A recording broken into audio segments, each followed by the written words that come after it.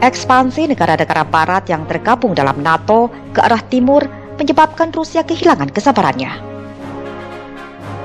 Pada Januari 2021, mantan pelawak yang menjadi Presiden Ukraina, Volodymyr Zelensky, mendesak Presiden Amerika Serikat Joe Biden untuk membolehkan Ukraina bergabung dengan NATO.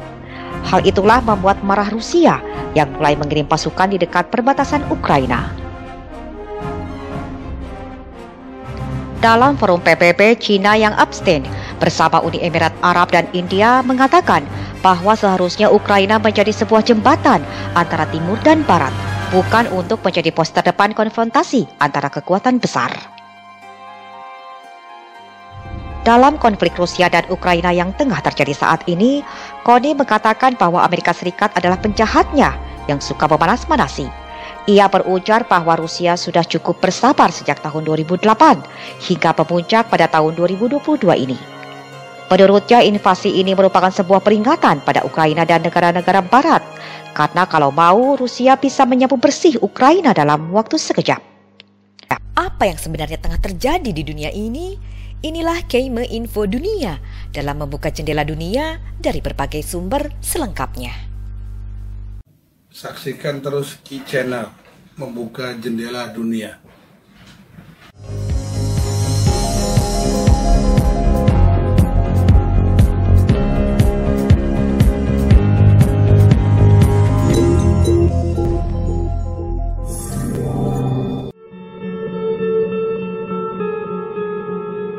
Konflik antara Rusia dan Ukraina sejak tahun 2008 tak kunjung usai.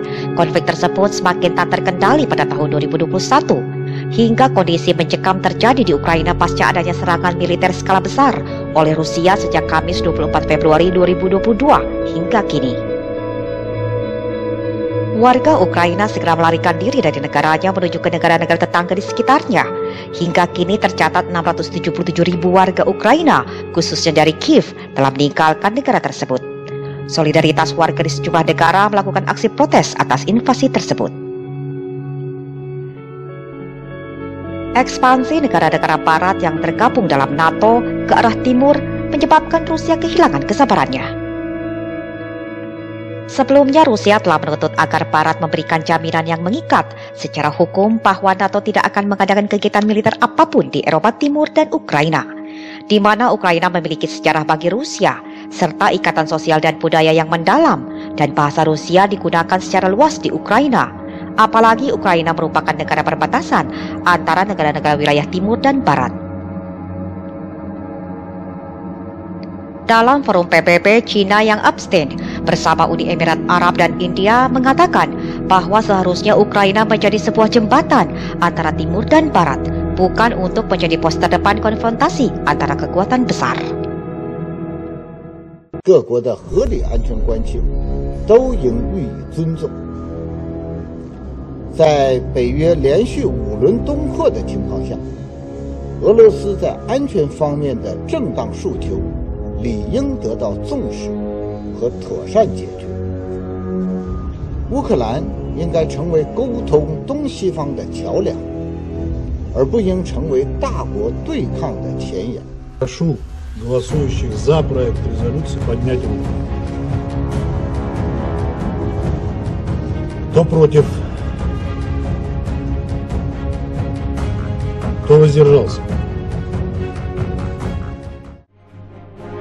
Pada Januari 2021, mantan pelawak yang menjadi Presiden Ukraina, Volodymyr Zelensky, mendesak Presiden Amerika Serikat Joe Biden untuk membolehkan Ukraina bergabung dengan NATO.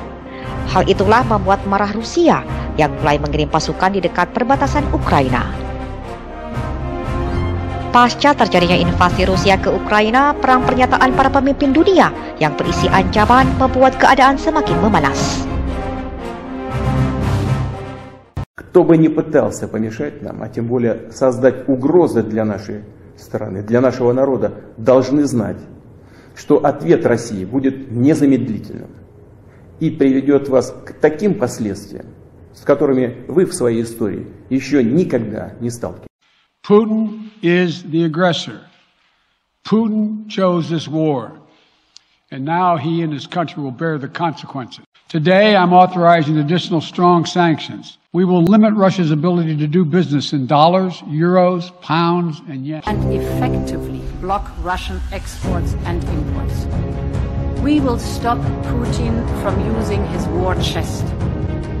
We will paralyze the assets of Russia's central bank. This will freeze its transactions, and it made it impossible for the central bank to liquidate assets. Западные страны предпринимают не только недружественные действия в отношении нашей страны в экономической сфере, я имею в виду нелегитимные санкции, о которых все хорошо знают, но высшие должностные лица ведущих стран НАТО допускают и агрессивные высказывания в адрес нашей страны. Поэтому приказываю министру обороны и начальнику генерального штаба перевести силы сдерживания российской армии в особый режим несения боевого дежурства. Ще раз, 4,5 тисячі вбитих російських оккупантов. Бросайте вашу технику и уходите. Не верьте вашим командирам, не верьте вашим пропагандистам. Просто спасайте ваши жизни. Еще раз обращаюсь к военнослужащим вооруженных сил Украины. Не позволяйте неонацистам и бендеровцам использовать ваших детей, ваших жен и стариков в качестве живого щита. Берите власть в свои руки. Похоже, нам с вами будет легче договориться, чем с этой шайкой наркоманов и неонацистов, которая засела в Киеве и взяла в заложники весь украинский народ. Также хочу дать самую высокую... Russia's Vladimir Putin sought to shake the very foundations of the free world, thinking he could make it bend to his menacing ways. But he badly miscalculated. He thought he could... The Department of Justice is assembling a dedicated task force to go after the crimes of the Russian oligarchs. We're joining with European allies to find and seize their yachts, their luxury apartments, their private jets. We're coming for you, ill-begotten gain. When they began to seize the assets of both the Central Bank of Russia and our private companies, it's just theft. They have abandoned all those rules that have been implemented into international life for more than 70 years. They have now simply crossed out these rules and returned to the gangster, wild capitalism of the times of the gold rush. Dan di tengah invasi Rusia ke Ukraina saat ini, Presiden Ukraina menandatangani pengajuan Ukraina untuk bergabung ke Uni Eropa. Hal tersebut telah membuat Rusia meningkatkan pasukan militernya ke Ukraina, termasuk meningkatkan perlengkapan militer berteknologi tinggi abad 21, seperti yang disorot para pengamat militer berikut ini. Звертаємось до Європейського Союзу щодо невідка бути разом з усіма європейцями. І головне – бути. He thought the West and NATO wouldn't respond. He thought he could divide us at home, in this chamber, in this nation. He thought he could divide us in Europe as well. But Putin was wrong. Что специальная военная операция идет в строгом соответствии с графиком, по плану. Enhanced by high technology of the 21st century to cause as much damage and destruction of civilian and humanitarian infrastructure and as much suffering of ordinary people as possible, to try to blackmail the Ukrainian leadership into giving in. Is Ukraine is going to face a terrible choice. Does it fight on and try to preserve its freedom at the cost of enormous human suffering, women and children killed and its economy devastated? Or will it need at some point to seek terms, to acquiesce to some of Russia's demands in order that life can go on? It's not about I want to talk with Putin. I think I have to talk with Putin. The world has to talk with Putin because there are no other ways to stop this war. Menurut Konirahan Kundini Bakri, ia adalah pengamat pertahanan militer yang banyak mengenyam pendidikan di bidang pertahanan, seperti di Asia Pacific Center for Security Studies Hawaii, Fushikang War Academy, Sapling Executive Program for Democracy and Security di Birmingham University, Inggris, menjadi Senior Research Fellow di the INSS Institute of National Security Studies di Tel Aviv, Israel. Ia juga dosen di Sekolah Diplomat Kementerian Luar Negeri Republik Indonesia, Sekolah Staf dan Komando Angkatan Udara dan Laut, juga di beberapa universitas, baik di dalam dan luar negeri. Koni yang dikenal sebagai analis pertahanan militer dan intelijen telah memberikan pemikiran dan pandangannya dalam proses perumusan kebijakan di DPR Komisi 1, Kemenko Polhukam, Kementerian Pertahanan, Kementerian Luar Negeri, Lemhanas, Wati Pimpres, dan Badan Intelijen Negara.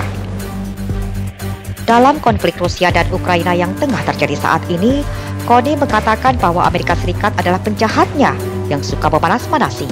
Ia berujar bahwa Rusia sudah cukup bersabar sejak tahun 2008 hingga pemuncak pada tahun 2022 ini. Menurutnya, invasi ini merupakan sebuah peringatan pada Ukraina dan negara-negara Barat, karena kalau mau, Rusia bisa menyapu bersih Ukraina dalam waktu sekejap. Walau Koni tidak setuju dengan invasi tersebut, namun di sisi lain, yang dilakukan Rusia adalah sebagai penyeimbang di dunia. Karena tidak boleh ada kekuatan kelompok di dunia yang berat sebelah, seperti Amerika dengan negara-negara Uni Eropa yang terus melakukan ekspansi kekuatan kelompok militernya dalam NATO untuk menguasai dunia. Dan yang terpenting, Indonesia harus belajar dari momentum konflik Rusia dan Ukraina ini. Berikut penjelasan Koni dalam wawancara bersama Helmi Yahya beberapa waktu lalu. Namun sebelum lanjut, ada baiknya untuk mengklik terlebih dahulu tombol like, share, dan subscribe, serta tombol notifikasinya agar tak ketinggalan update KM Info Dunia selanjutnya. Bahwa dunia ini nggak boleh di-run oleh satu orang saja atau satu negara saja atau satu kelompok saja. Dan bahwa itu melewati case Ukraine karena dia udah kesel. Dan menurut saya wajar, dia kesel tuh dari 2008. Waktu USSR jatuh dan pecah, kemudian Lithuania, kemudian Latvia itu diambil NATO atau masuk ke dalam NATO, dia nggak apa-apa karena itu kan jauh. Tapi jauh-jauh aja dia udah bilang dong, Ukraine tuh jangan. Nah 2008 Ukraine dan Georgia diundang NATO untuk masuk ke dalam NATO itu 2008. Amerika Serikat, be very careful. Lu bayangin nggak posisi gue nih? Kalau gue masuk ke Meksiko, lalu gue taruh juga rudal gue di Kanada, perasaan lu seperti apa? Kata Putin. Nah itu yang gue rasain kalau lu ambil Ukraine. Gitu loh. Jadi makanya Ukraine itu menjadi hotspot. Yang kedua adalah memang kalau kita lihat sejarahnya Soviet dan Ukraina, kan mereka tuh asalnya dari Kiev. Waktu mereka jadi USSR, si Moskow kota pertama, Kiev kota kedua. Ya. Makanya semua hulu ledak, nuklir, apa tuh di sana. Industri pertahanan di sana. Itu adalah kota yang penuh sejarah, ya kan. Kemudian penuh cerita lama dan historicalnya Rusia. Kita mesti lihat, Ukraine punya masalah juga. Ukraine itu waktu pecah, dia itu karena dia besar. Sisi barat dan sisi timur itu punya perbedaan. Orang di sisi barat merasa dia lebih Ukraine daripada Russian di sisi timur. Dia lebih merasa dia European. That's why they feel they like to go to EU, they are part of NATO. Tapi kalau di sisi timur dia merasa, no, kita bagian dari gerang historinya Russian gitu. Kemudian si rebelis ini juga ada di timur. Nah makanya buat Rusia itu menjadi daerah yang terus terang mungkin dia bikin untuk proxy kan tadinya. Supaya ada border yang menahan gitu.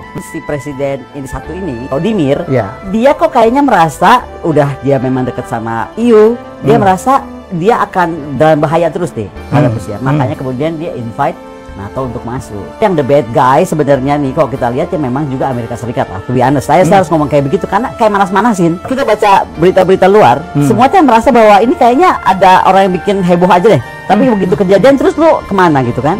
Sebenarnya kayak dipanas-manasin Amerika Serikat gitu. Nah, saya rasa Vladimir benar-benar bikin statement bahwa this time you cannot mess with me. Karena this is about Ukraine. Itu yang dia mau bilang. Makanya dia hajar abis itu sebenarnya ada dia buat adalah demilitarisasi kan. Semua kantong-kantong militer yang dia lumpuhkan sebenarnya itu. Nah jadi memang hanya memberi pelajaran. Sekarang tinggal menurut saya adalah masalah waktu. Jadi kalau dia bilang perang dunia ketiga, not really kalau buat aku. Karena mau perang dunia ketiga atau enggak, sekarang Eropa mau ngalah enggak? Atau negara-negara barat ini. Tapi menariknya juga, Putin at the same time menurunkan display lah kekuatan Rusia di Mediterania. Itu memberi sinyal kepada Timur Tengah. Kamu juga jangan ikut-ikutan. Be very careful. Kalau gua gila, gua bisa acak-acak di Suriah. Gua sikat loh. Ya pokoknya bisa bikin heboh Timur Tengah kan. Saya kan bagaimanapun masih kontak dengan tempat saya dulu bernaung kan, INSS di Tel Aviv. Jadi saya masih dapat berita-berita dari mereka ya. Ya yang terkini ini yang saya dapat kemarin pagi, mereka sedang duduk bersama. Si Abraham Accord itu kan 2018. Negara-negara Arab sekarang sedang duduk bersama Israel, sedang membahas membuat fakta pertahanan untuk Timur Tengah. bikin baru. Ini akan muncul apa yang dulu Pak Martin Natalegawa bilang, regional equilibrium. Keseimbangan kawasan. Betul nggak? Keseimbangan kawasan. Jadi nggak boleh kawasan itu berat sebelah. Kita mesti ingat ya, sebenarnya kalau deep down inside, I don't know ya, I met him once, tapi aku nggak pernah ngobrol panjang sama Putin itu. Cuman kalau aku perhatikan, dia itu waktu KGB, tembok Berlin roboh. Kalau saya bilang dia bukan akan bikin lagi tembok Berlin, tapi the painful melihat negaranya hancur. Jadi menurut saya masalah Ukraine ini buat dia sekarang udah hidup mati deh. Dalam hari ini pun itu dia tidak dianggap invasi. Dia invasi. Karena kalau invasi nggak begitu caranya, masuk aja dia langsung semua serbu. Ini kan enggak. Dia kayak bikin warning gitu. Dan kalau kita perhatikan Jerman sangat hati-hati karena ada apa-apa Jerman paling mati loh. Iya kan? Jerman paling pusing. Jerman, Prancis itu menurut saya akan paling suffer kalau ini terus berkepanjangan. Supply energi terganggu. Supply perspektif ya. Karena sekali lagi pribadi. Pribadi ya. Saya merasa benar dunia ini nggak boleh beriman seperti ini. Karena waktu aku ke Bratislava dan I have meeting with Madeleine Albright, itu dia dengan PD ya, of course lah United States ya. Dia bilang dunia itu hanya terbagi dua, coalition of the willings, which is United States, aliansi dan kawan-kawan. The rest of the world, mau Iran kek, mau Indonesia kek, mau abu-abu, lu mau merah, mau ungu, pokoknya lu itu coalition of the non-willing. Jadi nggak ada yang dia ukur derajat yang ini, nggak ada. Sebenarnya di mata dia, you are with us or against us. Nah, permasalahannya adalah terus dia mau kontrol sampai kemana dunia ini. So for Putin, dia kayak menunjukkan, you have limit. Gitu. Ada yang abstain. Yang abstain itu menarik ya. Cina, India, Uni Emirat Arab. Paling buat Moskow kaget adalah India. Dia nggak nyangka India. Kalau Cina oke lah, semua tahu lah Cina sama ya. Tapi India tiba-tiba membenarkan posisi dia itu menarik loh. Kalau jumlah penduduk bayangin Cina, India ditambah Rusia gitu. Kalau Putin Indonesia masuk, waduh keren. Itu Amerika, ada lawan nih ternyata ya. Lawan besar. Makanya Indonesia harus ambil momentum dan itu kenapa saya misalnya dalam beberapa wawancara saya bilang Indonesia jangan tiba-tiba main kondem-kondem aja. Ngerti dulu ceritanya apa gitu. Karena tergantung perspektif nih gitu. Kalau dari perspektif Putin yang dia itu adalah pemimpin untuk betul-betul national interestnya Rusia, apa yang dia buat in the name of national state for the national state, of course you're gonna take the same position. Untuk menyatakan, saya kaget dari statement Ibu Uju mengatakan bahwa ini memang Amerika harus kasih pelajaran. Kalau lo itu nggak bener juga ya, terlalu too much, terlalu arogan. Itu yang saya bilang sebenarnya Ukraine sama Rusia tuh nggak berimbang. Kalau Rusia mau sih wipe out itu Ukraine in second lah, tapi dia cuman buying time saja dan oke lah, lu punya itu, oke lu gua layanin gitu. Sebenarnya tadinya saya pikir Putin itu nggak akan terlalu jauh ya, dia paling akan cuma sampai sana. Tapi mungkin rupanya dia juga melihat ini kok lama, atau dia juga trying untuk ini aja. Bener nggak teori gua bahwa NATO nggak akan gerak, Amerika kayaknya itu juga dia mau liatin. Coba Ukraine, sampaikan kemarin statementnya kan, semua meninggalkan kami. Ini yang satu lagi kita belajar. Ternyata after all manusia itu memang egois. Jadi negara pun dia harus egois. Dalam arti your national interest itu apa? Nggak perlu Amerika ngomong apa, nggak perlu Cina ngomong apa, nggak perlu PBB ngomong apa sekalipun. Apa sih your national interest gitu? Makanya buat Putin, ini national interest gua. Udah gue bilangin dari tahun 2008, ini tahun 2008, sekarang 2022 gitu. Lu bandel banget sih. Nah, gitu loh. Tapi menurut aku this is a good memang aku nggak membenarkan invasinya ya. Jangan salah nih. Secara hukum internasional, secara apapun invasi itu tidak dibenarkan. Tapi trying to understand Putin perspektif dan saya menarik garis bahwa ini yang dilakukan Bung Karno, menyeimbangkan dunia. Bagaimana menurut Sobat K semua? Silahkan berbagi pendapatnya yang tentunya dengan sikap bijak dalam menerima berita dari berbagai media baik dari luar negeri maupun dalam negeri ke kolom komentar. Dan jangan lewatkan berita lainnya yang berbeda selanjutnya di K Channel.